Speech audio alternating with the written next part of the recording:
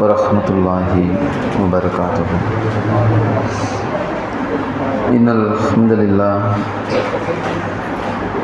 ஹம்தலில்லாஹி நஹ்மதுஹு வ நஸ்தஈனுஹு வ நு'மினு பிஹி வ நதவக்கலு அலைஹி வ நஊது பில்லாஹி மின் ஷுரூரி அன்ஃபுஸினா வ மின் ஸய்யிஆத்தி அஅமாலினா மன் யஹ்திஹில்லாஹு ஃபலா முதில்ல லஹு வ மன் யுضللஹு ஃபலா ஹாதிய லஹு وأشهد أن لا إله إلا الله وحده لا شريك له وأشهد أن محمدا عبده ورسوله وما بعد فإن أصدق الحديث كتاب الله وخير الهدي هدي محمد صلى الله عليه وسلم وشر الأمور محدثاتها كل محدثة بدعة كل بدعة ضلالة كل ضلالة في النار.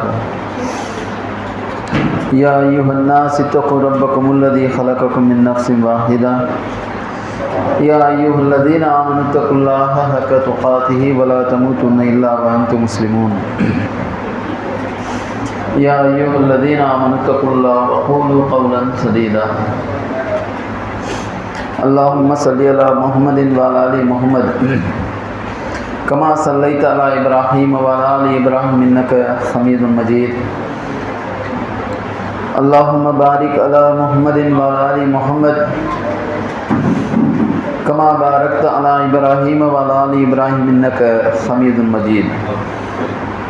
أعوذ بالله من الشيطان الرجيم.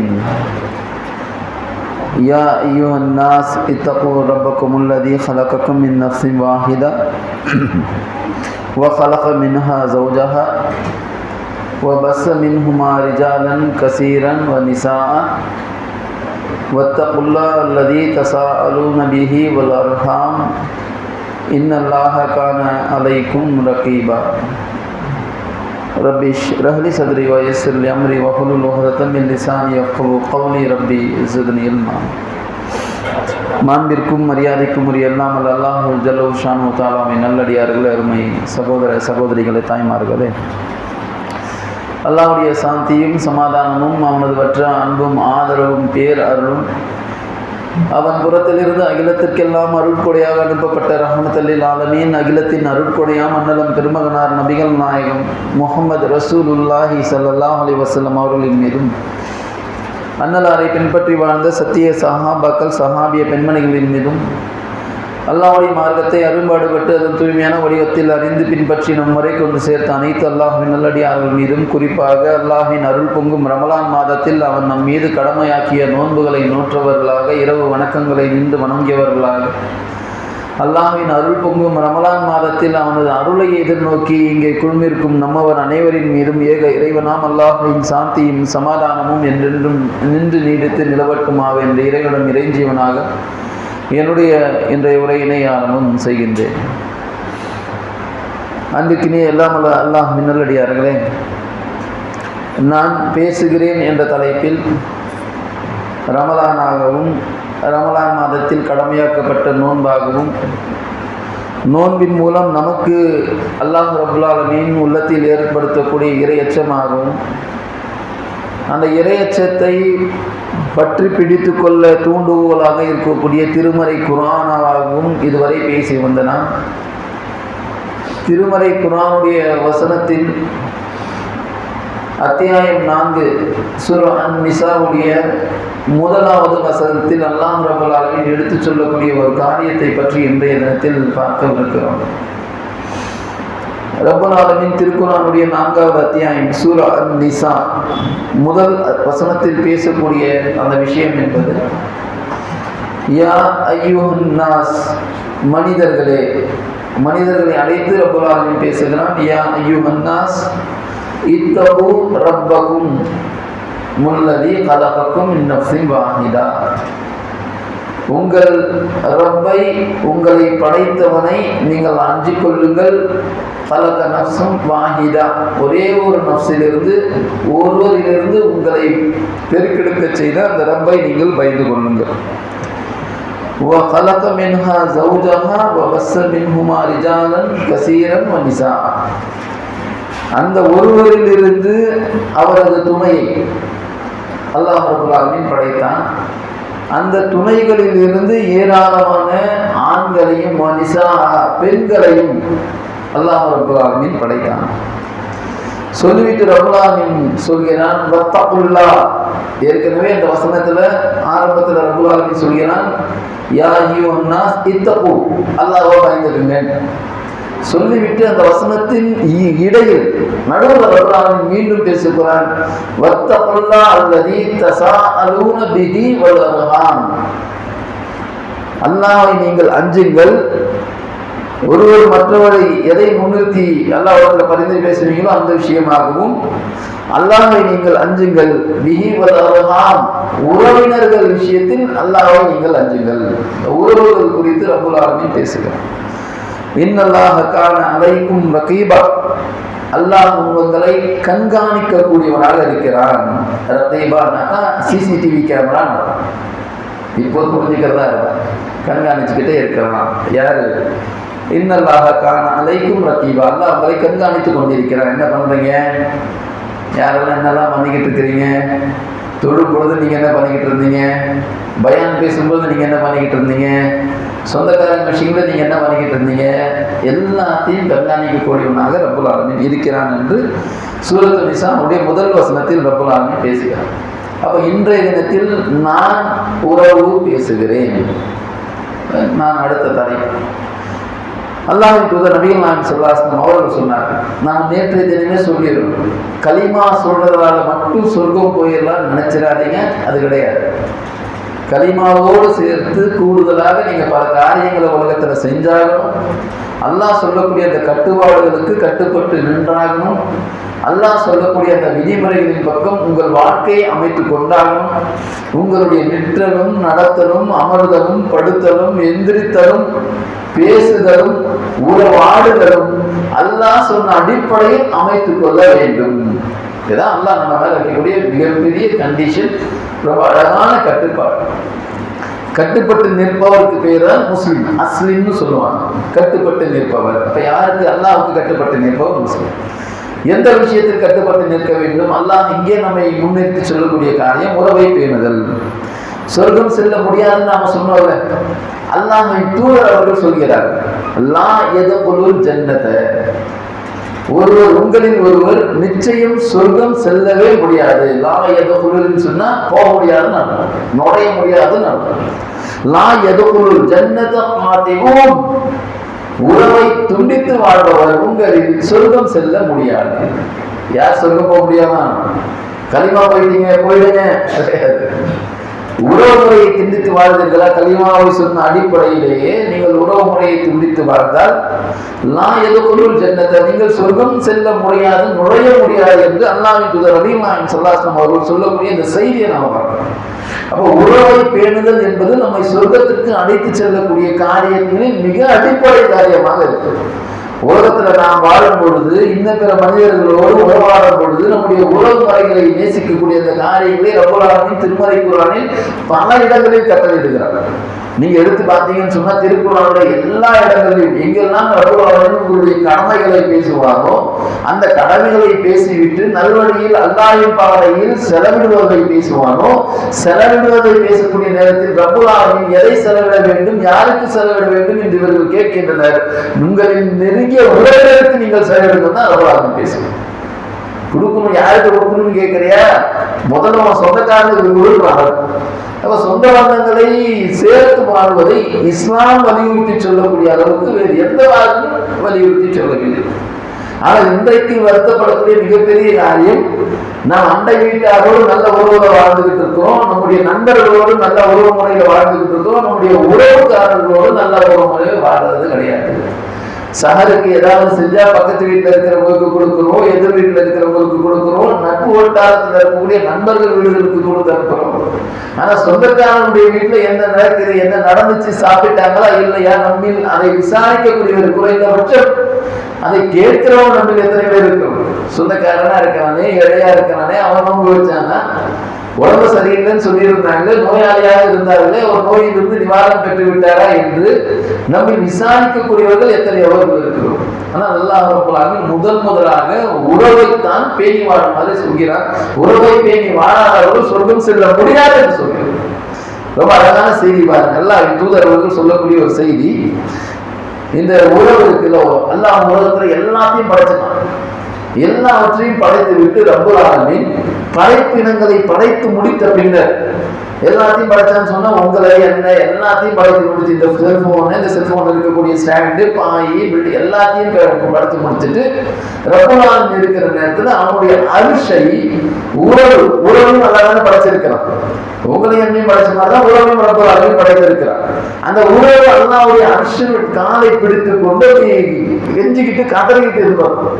என்ன அப்படின்னு கேட்டா அல்லாஹ்வுக்கு அறிவிக்கிறார்கள். அந்த உறவு அல்லாஹ்வுடைய அரிசை பிடித்துக் கொண்டு அல்லாஹ்விடத்துல கோரியது, யா அல்லாஹ், நீ என்னை படைத்து விட்டாய், ஆனால் இந்த உலகத்தில் என்னை முறித்து வாழ்வதற்கு குறித்து நான் அச்சப்படுகிறேன், எனக்கு பயமா இருக்கு.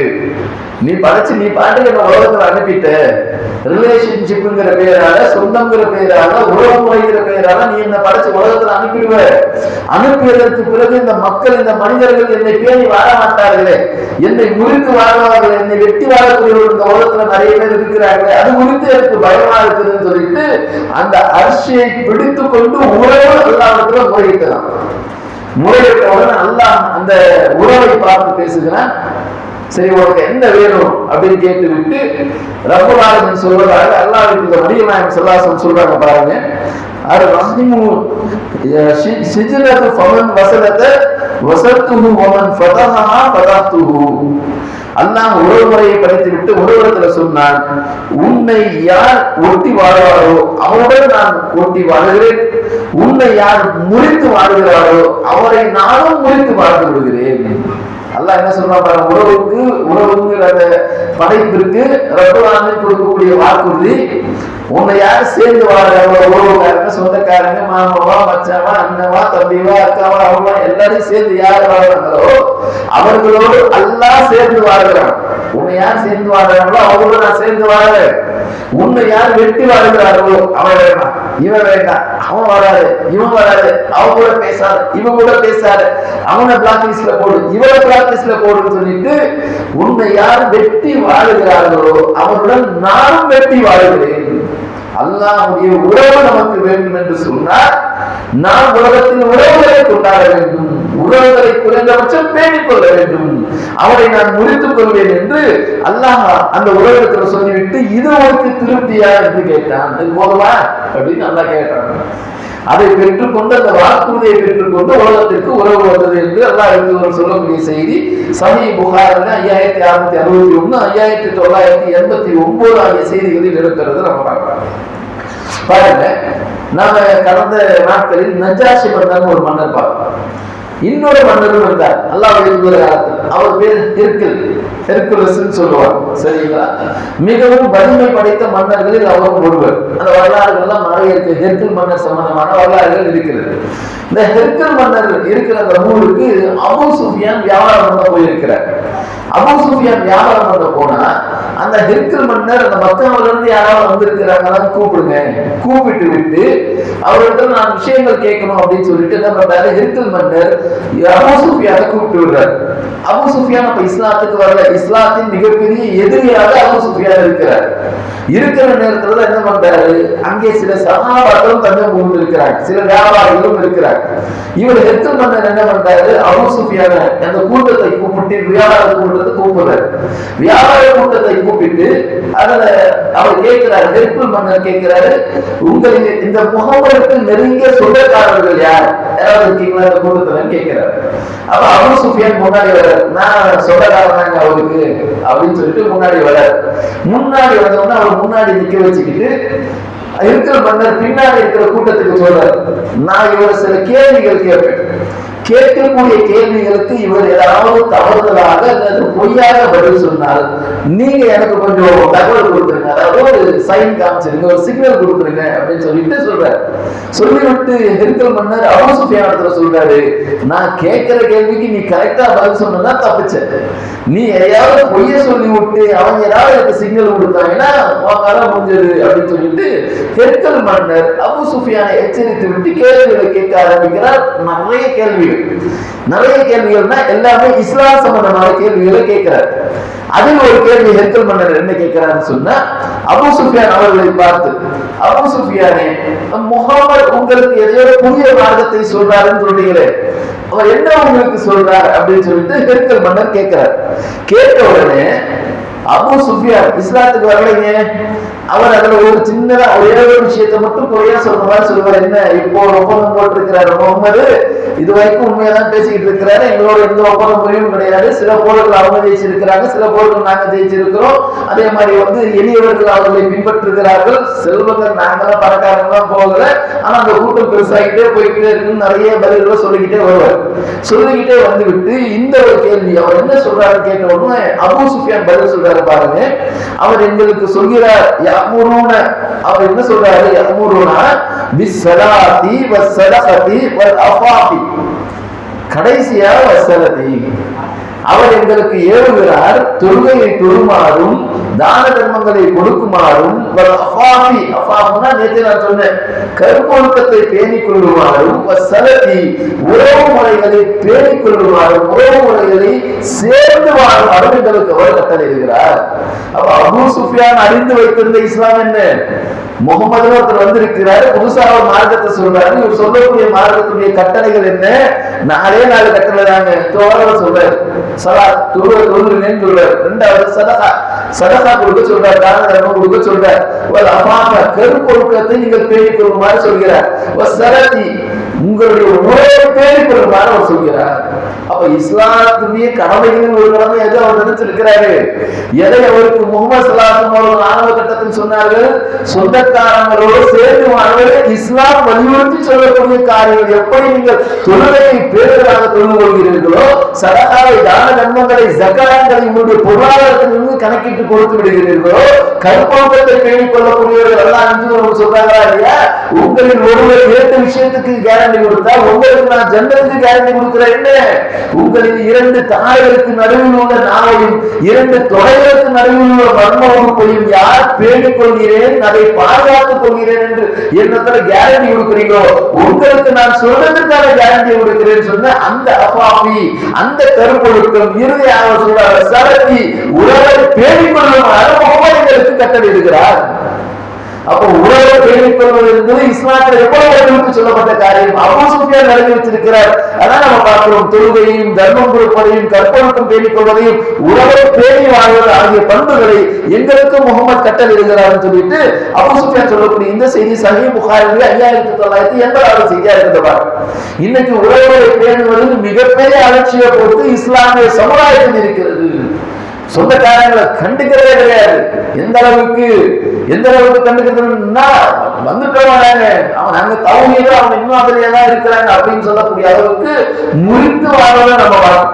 ஆனா அல்லாஹ் தூதர் ரொம்ப விளக்கமா சொல்லி கொடுத்திருக்காங்க, எந்த விஷயத்துல முறித்து வாழணும், எந்த விஷயத்தில் சேர்ந்து வாழணும், இதையெல்லாம் இந்த மார்க்கம் தெளிவாக கிறிஸ்டல் கிளியரா எடுத்து சொல்லியிருக்கு. ஆனா நமக்கு தெரியல, என்ன சும்மா ஒரு சாக்கு கிடைச்சா போதும், என்ன வரமாட்டோம், உன்னோட எந்த சாப்பிட்டாவும் வேண்டாம், உன்னோட எந்த தொடர்பும் வேண்டாம், வெட்டி விட்டு வாழ்வதாக இருக்கும். அப்படி வாழக்கூடியவர்கள் ஜன்னத்தை அவர்கள் சொர்க்கத்துக்கு ஒரு காரணம் நுழையும், சொர்க்கத்துக்கு போக முடியாது, ஒரு காரணம் சொல்ல சொர்க்கத்துக்கு போக நுழைய முடியாது அப்படின்னு சொல்லிட்டு எல்லாம் சொல்றாங்க. ஆனா உலகத்துல இன்னைக்கு இருக்கக்கூடிய மனிதர்களுடைய ஆசை, அந்த ஆசையை நீங்க உலகத்தில் அடையணும்னு சொன்னா உறவு பேணி வாழணும் என்று இஸ்லாமிய நாடு சொல்லுது. உலகத்துல இன்னைக்கு மனுஷனுக்கு 2 ஆசைங்க, பெரும்பாலும் எல்லா மனிதர்களுக்கும் 2 ஆசை கண்டிப்பா இருக்கு. ஒரு மனிதன் வளர சின்ன பிள்ளைங்க நான் சொல்லுவேன், சின்ன பிள்ளைக்கு ஆசை இருக்கும், எனக்கு அது வேணும், இது வேணும், ஃபிளவர் மீன் வாங்கணும், அந்த பீட்டா ஃபிஷ் வாங்கணும், இதை பப்பு வாங்கணும், அந்த கிளி வாங்கணும், இது வாங்கணும், புறா வாங்கணும், எல்லாம் ஏகப்பட்ட ஆசை இருக்கும். வளர்ந்தவர்கள் வளர வளர ஒரு மனிதனுடைய ஆசை இருக்குதா இல்லையா? அந்த 2 விஷயத்துல அந்த மனிதனுடைய ஆசையும் வளர்ந்து கொண்டே வரும். என்ன ஆசைப்படுவீங்க? நீங்க வளர்ந்துட்டே வரீங்க, கல்யாணம் ஆயிடுச்சு, ஒரு அளவுக்கு பருவம் வந்து விட்டது, திருமணம் ஆகிவிட்டது, திருமணத்திற்கு பிறகு எந்த விஷயத்துல நீங்க ஆசைப்படுவீங்க? எதை நீங்க அதிகமா ஆசைப்படுவீங்க? காசு பணம் நிறைய வேணும், எல்லாம் பணம் வேணும். நல்ல சந்தோஷமா இருந்து காசு வேணும். நான் நினைச்சதெல்லாம் வாங்குறதுக்கு இருக்குதா? ஆசை எனக்கு காசு வேணாம் சொல்லக்கூடிய மனிதர் யாராவது இருக்கிறாங்களா? ரமலான் மாதத்தில் கூட இருக்குதுங்க, வாங்க ஒரு 1 மணி நேரம் செஞ்சுட்டு போன ஒரு 1000 சம்பாதிச்சிங்கன்னா இந்த வந்துட்டு போயிடுறேன், தகஜத் டைம்ல தொழுதுக்கலாம் இருக்குது வாழ்க்கை சொல்லல. ஆனா இருந்தாலும் அந்த காசு பணத்தை சம்பாதிப்பதற்கு எவ்வளவு மெனக்கெடுக்கிறோம். வாழ்நாள் நீங்க நல்லா நினைச்சு பாருங்க, ஒரு மனிதர் தன்னுடைய வாழ்நாளில் அதிகப்படியான நேரத்தை செலவிடுவதற்காக நீங்களும் நானும் 8 மணி நேரம் 10 மணி நேரம் வேலை செய்யறோம். எதுக்கு வேலை செய்யறோம்? காசுக்கு தானே வேலை செய்யணும். நன்மைக்காக எவ்வளவு வேலை செய்யறோமா? நன்மை சம்பாதிக்கிறது யாராவது 8 மணி நேரம் வேலை செஞ்சிருக்கிறோம் நம்ம இல்ல. காசு பணத்தை சம்பாதி 8 மணி நேரம் கிடையாதுங்க. ஓட்டி செஞ்சு அவ்வளவு ரூபாய் கொடுப்பீங்க. இன்னைக்கு இருக்கிறா இல்லையா? இந்த கம்பெனிகள் எல்லாம் போய் பாத்தீங்கன்னு சொன்னா, ஷூ கம்பெனி எல்லாம் பாத்தீங்கன்னு சொன்னா 2 ஷிஃப்ட் வேலை செய்யறாங்களா இருக்கிறாங்க. என்ன ஒரு ஷிஃப்ட் பத்தலைங்க, டபுள் ஷிஃப்ட் வேலை செஞ்சாலும் கொஞ்சம் முடியுது. ஏன்? காசு பணம். நம்முடைய ஆயுள் அதிகப்படியான நேரத்தை நாம் செலவிடுவது பணத்தை சம்பாதிக்கிறது. அப்போ ஒரு மனுஷனுடைய அடிப்படை ஆசை பொருளாதார ஆசை உண்டு. 2வது அவனுக்கு என்ன ஆசை உண்டு? ஆயுள் நீடிக்கணும். என்ன காசு பணத்தை சம்பாதிக்கிறது ஒரு பக்கம் ஆசை இருந்தாலும் இந்த சம்பாதிச்ச காசு அனுபவிக்கணுமே. 40ல காசு வந்திருக்குது போயிடுச்சுன்னு சொன்னா என்ன பாயுதா? நான் சம்பாதிச்சு அவனுக்கு விட்டு போறது இருக்குதா இல்லையா? நான் இருக்கிற சம்பாதிக்கணும், நான் சம்பாதிச்சு நான் சாப்பிடுறேன், நீ சம்பாதிச்சு சாப்பிட்டுங்க, நான் சம்பாதிச்சு உனக்கே விட்டு போகணும். அப்ப நான் சம்பாதிக்கிறத நான் நினைக்கிறேன், ஒரு 20 வயசுல நான் சம்பாதிச்சுட்டேன்னு சொன்னா ஒரு 40-50 வயசுக்கு மேல நான் அனுபவிக்கணும், அனுபவிச்சு ஊரை சுத்தி பார்க்கணும் இருக்கிறா இல்லையா? ஆசை, குறைந்தபட்ச ஆசை அந்த பணத்தை சம்பாதித்தோடு என்னுடைய ஆயுள் நீடிக்க வேண்டுமே. அந்த சம்பாதிச்ச காசு கொஞ்சம் அனுபவிச்சுட்டு போயிடலாமே. 40 வயசு 10 அது இருக்கட்டும், இன்னும் கொஞ்சம் ஒரு 10 சேர்த்து போனசா. ஏன் அந்த நேரத்துல தான் எல்லாம் முடிச்சுட்டு நம்ம வேலையை முடிச்சுட்டு அதுக்கப்புறம் புள்ள பசங்களுடைய அவங்களுடைய கல்யாணத்தை முடிச்சுட்டு பேரம்பத்திகள்லாம் பார்த்துட்டு அப்பதான் இப்பதான் அனுபவிக்கணும் வாழ்க்கை இருக்குதா? இப்ப வாழ்நாள் நீடிக்க வேண்டும் என்கிற ஒரு ஆசை மனிதனுடைய உள்ளத்தில் அடிப்படையாக இருக்கிறது. பொருளாதாரம் அதிகம் வேண்டும் என்கிற ஆசை மனிதனுடைய உள்ளத்தில் அதிகமாக இருக்குது. இந்த 2 ஆசைகளும் இல்லாத மனிதன் இயல்பான மனிதனா நம்மளால பார்க்க முடியும். காசு பணம் வேணுமா? வேணாம், ஏதோ போராட இருக்குதுன்னு அர்த்தம். வாழ்நாள் நீளமா வேணுமா? நான் 20 போடும்பா, ஏதோ பிரச்சனை இருக்குன்னு அர்த்தம். சரியா?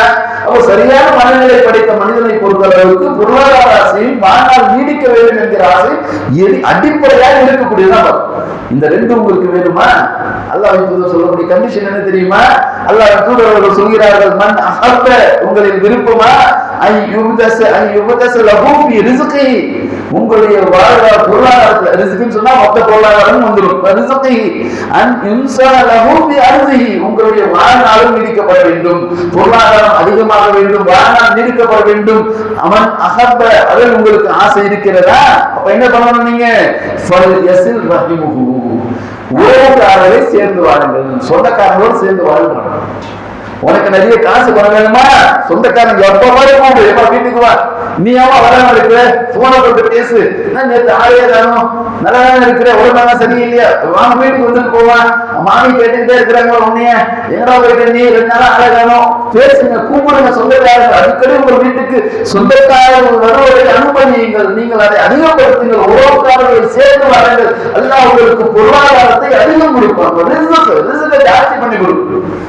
வாழ்நாள் நீடிக்க வேண்டுமா? நல்ல ஆயுளோட, நீண்ட ஆயுளோட நல்ல வாழணுமா? அதே மாதிரி உங்க குடும்பக்காரத்தை சேர்ந்து வாழுங்கள். அல்லாஹ் சொல்லக்கூடிய வார்த்தை, மன் அகப்ப உங்களுக்கு விருப்பமா? உங்களுக்கு இதுல பிடிச்சிருக்குதா? என்ன பிடிச்சிருக்குது? உங்களுடைய வாழ்நாள் நீடிக்கப்பட வேண்டும், உங்களுடைய பொருளாதாரம் அதிகரிக்கப்பட வேண்டும் என்கிற ஆசை உங்களுக்கு இருக்குதுன்னு சொன்னாக்கா உங்களுடைய உறவை நீங்கள் பேணி வாழ்ந்து கொண்டுங்கள், உறவை அவர் பேணி வாழட்டும் என்று அல்லாஹ் அவர்கள் சொல்லக்கூடிய இந்த செய்தி சஹீஹ் புகாரிலே 5986வது செய்தியா இருக்குது. பாருங்க, நான் சொன்னேன் சொர்க்கம் போகுதுன்னு சொன்ன கலிமாவோட அதே மாதிரி தௌஹீதுங்கிற கொள்கையோட உறவை பேணி வாழக்கூடிய காரியமும் இருக்கு. நான் சொல்றேன், அல்லாஹ்வின் தூதர் அவர்களே சொல்கிறார்கள். பாருங்க, ரொம்ப அழகான ஒரு சம்பவம். இது 2-3 இடத்துல வருது, 2-3 இடத்துல 2-3 விதமாக வருகிறது. ஒரு இடத்துல எப்படி வருதுன்னு சொன்னா, ரசூலுல்லாஹ் போய்கிட்டே இருக்கிறாங்க, ஒட்டகத்திலேயே குதிரையிலேயே போய்கிட்டே இருக்கிறாங்க. போய்கிட்டே இருக்கும்பொழுது அந்த ரசூலுல்லாஹ் போற அந்த வழியில ஒரு கிராமவாசி அரபி அராபின்னு சொல்லுவாங்க. அந்த அரபி வந்து அந்த ஒட்டகத்துடைய கடிவாளத்தை பிடிச்சுக்கிட்டு ரசூலுல்லாவை தடுக்கிறார். வந்த வழியில அந்த ஒட்டகத்தை பிடிச்சி நிறுத்திக்கிட்டு யார் ரசூலுல்லாஹ் அப்படின்னு கேள்வி வைக்கிறார். இன்னொரு இடத்துல வாகனத்தில் வந்து நின்று கொண்டு இன்னொரு கேள்வி வைக்கிறார் அப்படின்னு சொல்லிட்டு வருது. எதுவா இருந்தாலும் சரி வந்தவர் என்ன கேட்கிறாரு, யார் ரசூலுல்லாஹ், அல்லாஹ்வின் தூதரே, அஹ்பிர்னி, எனக்கு ஒரு செய்தியை நீங்க சொல்லுங்க, அஹ்பிர்னி, எனக்கு ஒரு தகவலை நீங்கள் கொடுங்கள், பி அமலி யுதஹில் ஜன்னத, நான் சொல்லும் போதும் ரசூலுல்லாஹ் வந்து பிடிச்சிக்கிட்டு அந்த கடிவாளத்தை பிடிச்சிக்கிட்டு யார் ரசூல் அல்லாஹ்வுடைய தூதரே, அஹ்பிர்னி, எனக்கு நீங்க தகவல் சொல்லிட்டு போகணும், சொல்லாம விட மாட்டேன் அப்படிங்கிற மாதிரி தடுக்கிறார். எப்படி சொல்லிட்டு நீங்க நிறைய கட்டுங்க, இல்லைன்னா விட மாட்டேன் அப்படிங்கிற மாதிரி. சரியா முடிச்சுக்கிட்டு சொல்றாரு, அஹ்பிர்னி பி அமலி யுதஹில் ஜன்னத, சொர்க்கத்திற்கு செல்வதற்கு எனக்கு நீங்கள் அமலை சொல்லிவிட்டு போங்க அப்படின்னு சொன்ன உடனே அங்க இருந்து கூட இருந்த சஹாபாக்கள் சொல்றாங்க,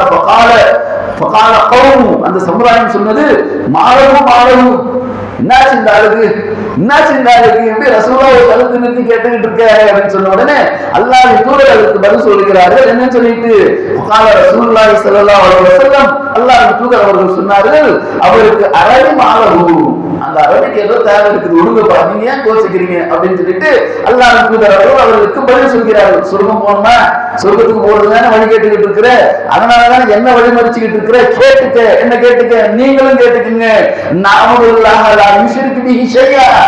அல்லாஹ்வை மட்டும் வணங்க வேண்டும், அவனுக்கு எதையும் நீங்கள் இணை கற்பிக்க கூடாது. First condition. தொழுகையை நீங்கள் சரியான முறையில் பேணுதலாக தொழுது கொள்ள வேண்டும், நேரத்தோடு தொழுது கொள்ள வேண்டும். ஜகாத்னா தர்மம்னு ஒரு பொருள் இருக்கு, தர்மத்தை நீங்கள் கொடுத்து வேண்டும்.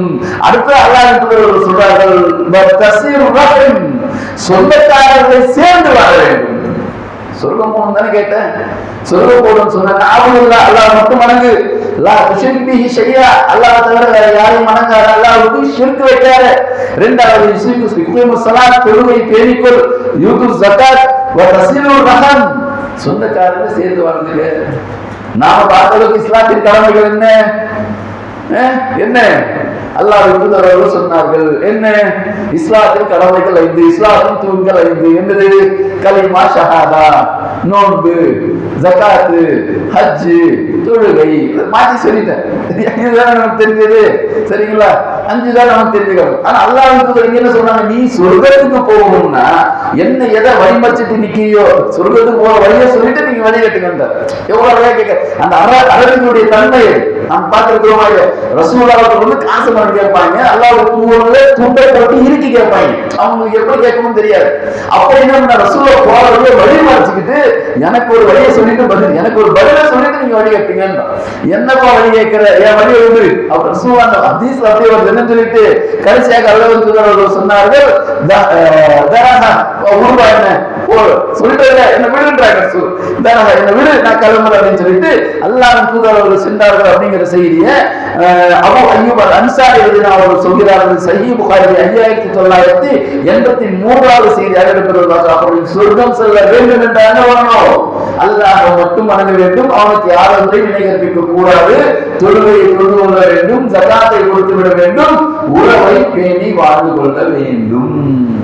சொல்ல போகணும்னா இந்த கண்டிஷன் அப்ளை. அடுத்ததா பாருங்க, அல்லாஹ்வின் தூதர் நபி நாயகம் ஸல்லல்லாஹு அலைஹி வஸல்லம் சொல்லக்கூடிய இன்னொரு செய்தி, ரொம்ப அழகான செய்தி. இது என்ன, அல்லாஹ்வின் தூதர் அவர்கள் சொல்கிறார்கள், லைசல் வாசில மகாவி, உறவை பேண்டது இருக்குதுல்ல. எது உறவை பேண்டதுன்னு சொன்னா, ஒருத்தர் பேசினா நீ எதிர்த்து பேசாத. சொந்தக்காரங்க பத்தியில சண்டை வருதுன்னு சொன்ன, எப்ப சண்டை வரும், இவன் ஒண்ணு சொல்ல, அவன் ஒண்ணு சொல்ல, அவன் ஒண்ணு சொல்ல, இவன் ஒண்ணு சொல்ல, தூக்கினா போல, மைக்கா போல, தூக்கியா போல, மைக்கா போல, இதான் அப்படி வரும். இப்படி வரக்கூடாது. பதிலுக்கு பதில் உறவாடுபவர் உறவை பேணுபவர். என்னடா ஆச்சு, ஏன் அப்படி பேசிக்கிட்டு இருக்கிற, அவனுக்கு பதில் சொல்லக்கூடாது. சரி விடு, உட்காரு, என்ன தீர்த்துக்கு உட்காரு, என்ன பிரச்சனை, எவ்வளவுதானே, ஈஸியா முடிச்சிடலாம், அதுக்காக நீ பேசிக்கிட்டு இருக்க அப்படின்னு சொல்லிட்டு முடிக்க வேண்டிய விஷயங்களை முடித்து வேண்டும். பதிலுக்கு பதில் உறவாடக்கூடாது. பதிலுக்கு பதில் உறவை பேணுபவர் அல்ல, மாறாக உறவை முடிந்தாலும் அவன் சண்டை போட்டுக்கிட்டு போனாலும் அந்த உறவை கூப்பிட்டு அதை மேலே உறவை பேணிக் கொள்பவர். அவன் ஏகப்பட்டதை பேசிட்டு அவன் போயிட்டான், தப்பு நம்ம வேலை, அவன் அவன் மேல தப்பு வச்சுட்டு அவன் மேல நம்ம இங்கிருந்து பேசிட்டு அவன் போயிட்டான். இருந்தாலும் நாம பண்ணுவான், நாம போய் அவனுக்கு சலாம் சொல்லி அந்த உறவை பேணிக் கொள்ள வேண்டும் அப்படின்னு சொல்லிட்டு அல்லாஹ் ரசூலுல்லாஹ் சொல்லக்கூடிய இந்த செய்தி சஹீஹ் புகாரி 5991வது செய்தியாக இடம்பெறுவதை நம்ம பார்க்கிறோம். இந்த உறவுமுறை சம்பந்தமாக நிறைய விஷயங்கள் இருக்கு, ஒண்ணுல இருந்து அவ்வளவு செய்திகள் இருக்குங்க. நம்ம இன்னும் எளிமையாக அதை புரிந்து கொள்வதாக இருந்தால் இந்த சொந்த உறவு பேண்டது இருக்குது இல்ல, இந்த உறவை பேணக்கூடிய விஷயத்துல சில பாவங்கள் இருக்குங்க. சில பாவங்கள் நீங்க செஞ்ச நேரத்துல பாவம். உதாரணத்துக்கு நீங்க திருடுற நேரத்துல தான் திருட, சரிங்களா? அதுக்கப்புறம் விட்டுட்டு வந்துட்டீங்க, திருட்டிட்டு வந்துட்டீங்க, அதுக்கப்புறம் நீங்க திருடுற நேரத்துல உச்சத்தை கை வருவோம், உச்ச கையை வெட்டிடுவாங்க, அது நிரூபிக்கப்பட்டால் கையை வெட்டிடுவாங்க. இல்ல பொய் சொன்னீங்க, பொய் சொல்லும்போது அது பாவம். அதுக்கு பிறகு வேற ஏதாச்சும் பேச ஆரம்பிச்சிட்டீங்க, அந்த பாவம் தொடருமா? தொடராது. உலகத்துல நிறைய பாவங்கள் தொடர்ந்து வராது, ஒன்று செய்ததுக்கு பிறகு தொடர்ந்து வராது. நன்மைகளும் அப்படிதான். இப்ப நீங்க தொழுவீங்கன்னா தொழுது நன்மை உங்களுக்கு கிடைச்சோம். தொழுது வெளியே போயிட்டீங்க, நன்மை இருக்கா? இல்ல. தொழுதுக்கு அல்லது தொழுவை எதிர்பார்த்து உட்கார்ந்து அந்த நன்மை கிடைச்சிக்கிட்டு இருக்கும். ஆனா சில அமல்கள் இருக்கிறது, நீங்கள் செய்து முடித்த பிறகு கூட அந்த நன்மை உங்களுக்கு வந்துகிட்டே இருக்கும். சதகத்துல் ஜாரியா அப்படின்னு நம்ம பேசுவோம். அதே மாதிரி தீமைகளை பொறுத்தளவுக்கு சில தீமைகள் இருக்கிறது, அதை நீங்கள் ஒரு முறை செய்துவிட்டு வந்து விட்டாலும் அந்த தீமை தொடர்ந்து கொண்டே இருக்கும். ஆனா நிறைய தீமைகளுக்கு அப்படி கிடையாது. அதுல ஒரு தீமை என்னன்னு கேட்டீங்கன்னா உறவை முறிந்து வாழக்கூடிய தீமை. அல்லாஹ் தூதர் அறிவிக்கிறார்கள், இந்த அமல்கள் இருக்குல்ல, நான் செய்யக்கூடிய நன்மைகள் திங்கட்கிழமையும் வியாழக்கிழமையும் அல்லாஹ்விடத்திலே சமர்ப்பிக்கப்படுகிறது. திங்கட்கிழமை நோம்பு வைங்க, வியாழக்கிழமை நோம்பு வைங்கன்றாங்க. எதுக்கு ரசூலுல்லாஹ் சொல்றாங்க? திங்கட்கிழமையும் வியாழக்கிழமையும் நம்முடைய அமல்கள் அல்லாஹ்விடத்திலே சமர்ப்பிக்கப்படுகிறது. மலக்குமார்கள் எடுத்துக்கிட்டு போயிட்டு அப்துல்லா இவ்வளவு நேர்த்தி பண்ணி இருக்கிறார், அப்துல்லா இவ்வளவு விருது இருக்கிறார், அப்துல்லா இவ்வளவு நோம்பு வச்சிருக்கிறார், அப்துல்லா இவ்வளவு ஜகாத் கொடுத்திருக்கிறார், அப்துல்லா இவ்வளவு சதகா கொடுத்திருக்கிறார், அப்துல்லா இவ்வளவு தான தர்மம் கொடுத்திருக்கிறார் சொல்லிட்டு இந்த எல்லாம் பதிவு பண்ணிட்டு போய் ரசூலுல்லாஹ் அல்லாஹ்விடத்திலே போயிட்டு திங்கட்கிழமை வியாழக்கிழமை சப்மிட் பண்ணுவாங்க. அல்லாஹ் தூதர் சொல்கிறார்கள், என்னுடைய அமல்கள் ஒப்படைக்கப்படும் பொழுது நான் நோன்பு வைத்தவனாக ஒப்படைக்கப்படுவதை விரும்புகிறேன். முகமது இன்னைக்கு நோன்பு வச்சிருக்கிறாரு, சப்மிட் பண்ணும்போது என்ன ஆகும்? கடைசியா முகமது இன்னைக்கு நோன்பு வச்சிருக்கிறாரு, முகமது இன்னைக்கு நோன்பு, இதை ரசூலுல்லாஹ் ஆசைப்படுறாங்க.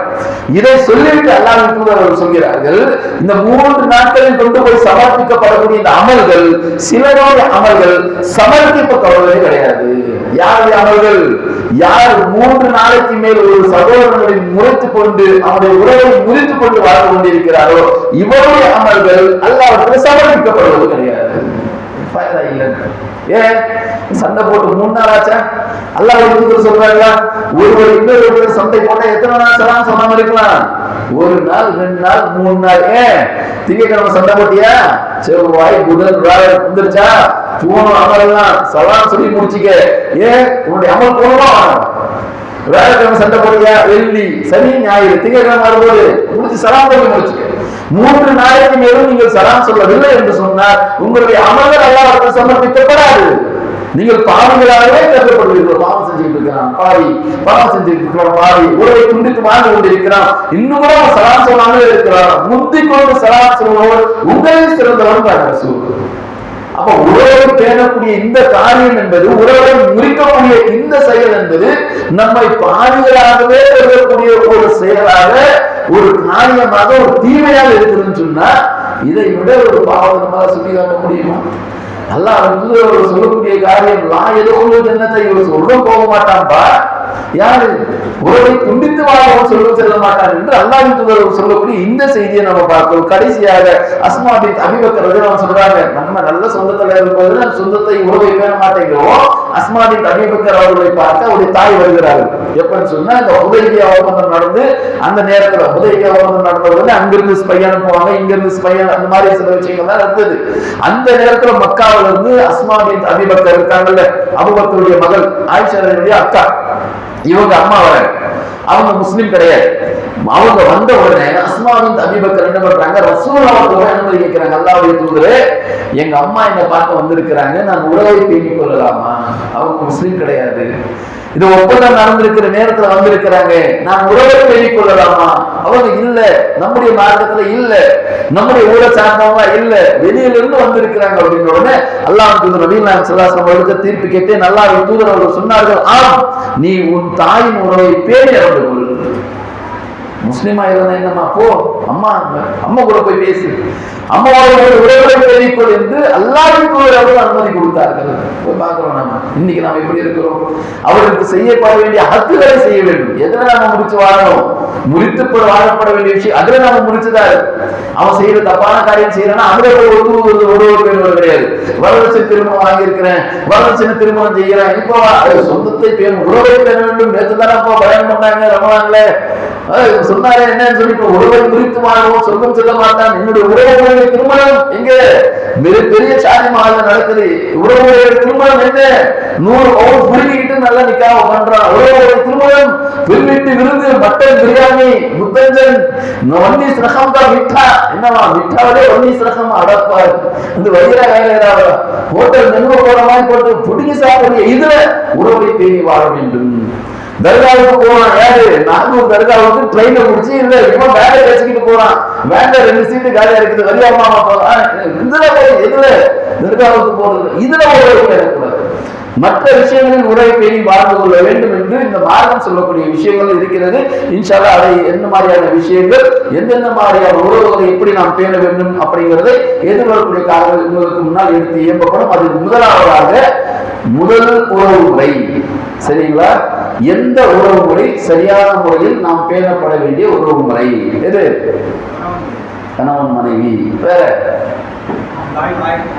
தாய், உம்முக்க உம்முக்க உம்முக்க அந்த ஹதீஸ் வச்சு சொல்லிட்டீங்க. சரி, இல்ல கணவன் மனைவியும் இல்ல, வேற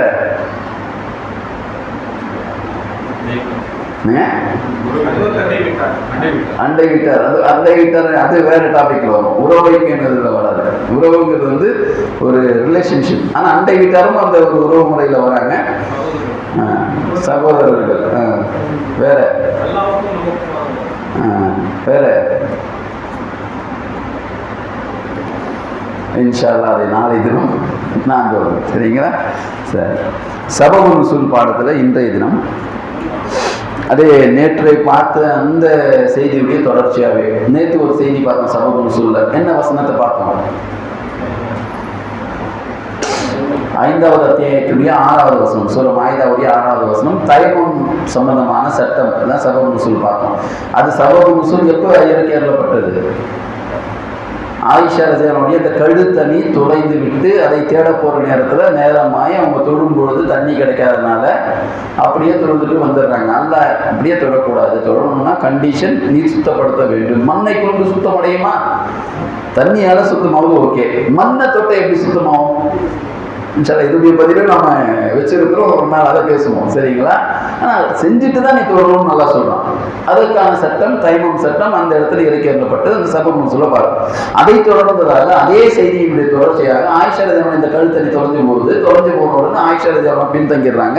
பின்தங்கியதற்கு பிறகு ஆயிஷா ரலியல்லாஹு அவர்களை ஒரு சஹாபி கூட்டிட்டு வராங்க.